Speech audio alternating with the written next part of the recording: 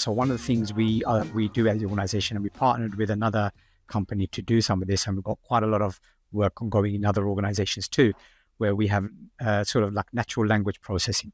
So at the moment, as you can probably appreciate, we've got patients who will come in, they'll sit at the consultant's desk, and we'll sort of have a one-to-one with them to really understand what's going on.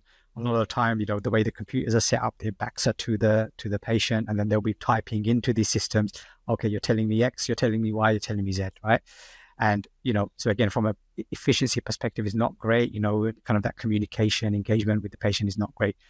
We've now got tools and models using AI and sort of some of the the functionality that exists in today's world, that actually you can have a listening tool on your software, which integrates with your systems and allows you to basically start your recording in the same way you would do within any kind of chat that we have recording here.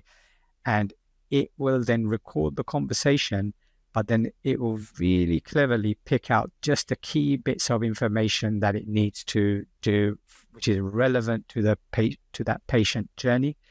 And if along the way you discuss that, I'm going to get you booked into a waiting list, it can quite easily also just say, you mentioned as well that you want to book this patient a follow-up appointment. So it will queue up those orders for you to be able to do that.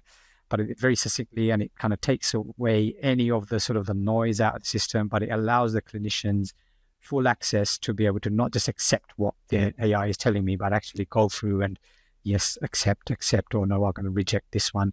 And it does it all securely, all safely. Nothing's ever in the sort of cloud, so none of this patient data will get out into the wider web. But it's all sort of done in a very safe, controlled environment. And it frees up a lot of time, as you can probably imagine, for our clinicians, because it is really a conversation then. So really good way of using sort of in practice some sort of AI